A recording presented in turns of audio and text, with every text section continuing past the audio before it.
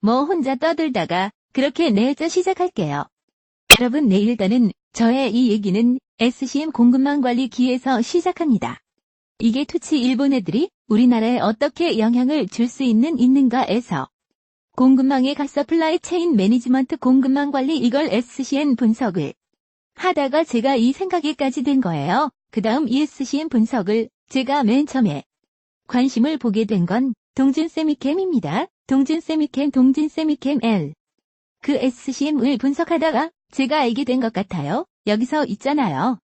동진세미캠은 일본이 수입 규제를 하는 포토레지스트 감광액을 국산할 수 있는 곳이다라고 해서요. 요새 이제 각광받고 주목을 받는 회사 중소기업이죠. 자기 인생은 말이에요. 동진세미캠은 포토레지스트를 만들기 위한 원료를 어디서 가져오느냐? 임제 동진 3m 머니 원료를 어디서 가져오느냐? 일본에서 가져와요. 비라막을 3 넘어 상이죠. 포토 레지스터를 국산화할 수 있는 우리나라 업체가 있어 동진세미캠.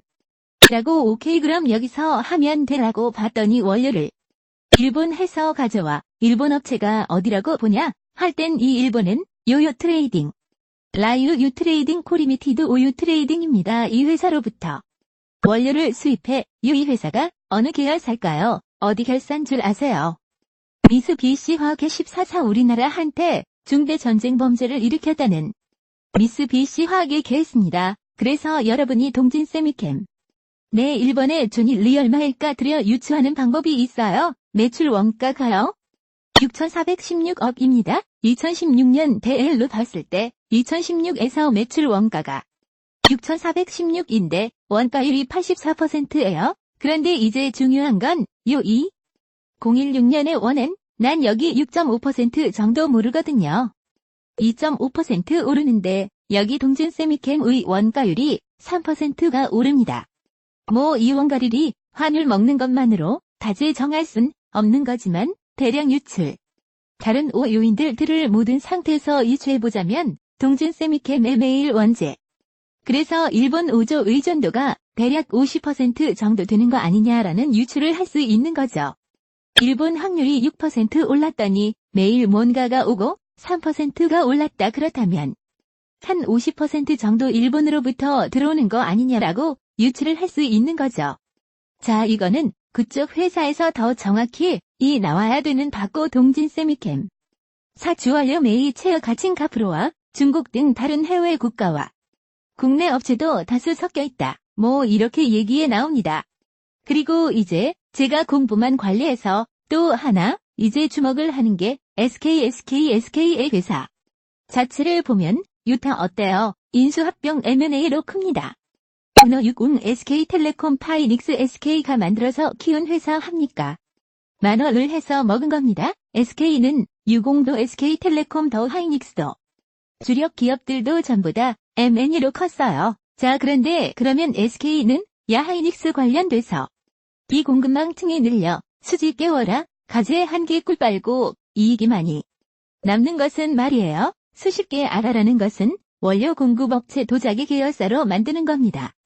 쉽게 알아의 대표적인 예가 현대모비스 현대그룹이기 있고 삼성 같은 건 삼성전기주 삼성전자한테 전체 매출액의 40%를 차지하고 수직 계열하죠. SK가 이 수집 계열을 하는 이 SK 메트리얼즈와 관련돼서 추측 계열하는 과정에서 이 SK2한테 그 공급하는 그 중소기업이 무기나라 중소기업이 아니에요. SK머터리얼 즉 같은 경우엔 유자회사가 SK에 이어 가스 SKTK, MSK 슈와덴고 이 세 개가 있는데 그중에 세유 SK트리캠하고 SK 슈와덴코가 일본 회사들이라고 합작합니다.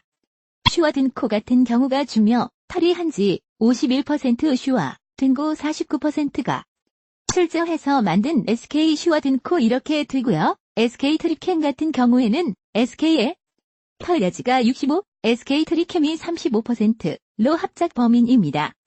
이렇게 일본의 소재 기업들을 SK가 하나하나 수치 깨워라 일본 기업들을 합작 법인으로 만들었죠. 인수합병은 아니고요. 기존에 쓰던 인수합병이 늘 같이 공동 출자해서 회사들을 만들고 있었던 거죠. 도시바도 10% 지분을 인수하고 왜 이렇게 된다면 되냐면 일본 음료 일본 중소기업 입장에서 자기네들이 팔 대기업이 없어졌어요. 도시바 일 알아봤는데 그것은 물량을 못 맞추어 어차피 자기네들이 물건 파는 것은 삼성 아니면 하이닉스인 거예요. 그러니까 하이닉스가 이렇게 수십 개월로 대우면서 합작법인 만들자 라고 했을 때 오케이 하곤 구매처가 구매처니까 이렇게 나올 수밖에 없죠. 그리고 SK가 이렇게 구매존 수십 개 11거에서 하이닉스와 삼성전자에 단 아픔을 하죠. 이렇게 돼가는 겁니다.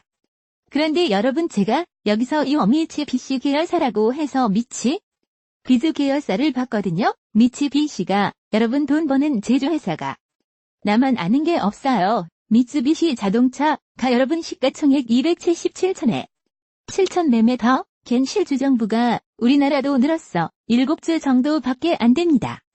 미츠비시의 주력해 열사는 여러분 MUFG 이렇게 불리는 빗질이 더불어민주당 이인용 원내대표 55는 30일 국민은 일제 불매운동과 함께 국회와 정치도 국산화해야 한다고 말씀하고 있다면서 자유한국당은 국민이 말하는 국회 국산화와 정치 국산화의 화살이 자신들을 향한 것이 아닌지 한 번쯤 자성하길 바란다고 말했다. 이 원내대표는 이날 국회에서 열린 원내대책회의에서 오는 31일 방이라는 국회 대표단을 언급하며 일본 수출 규제에 대응하는 국회와 정치권의 이런 노력에도 한국당 일부에서는 감정적 대응을 자제해야 한다는 발언이 계속 나온다며 이같이 밝혔다.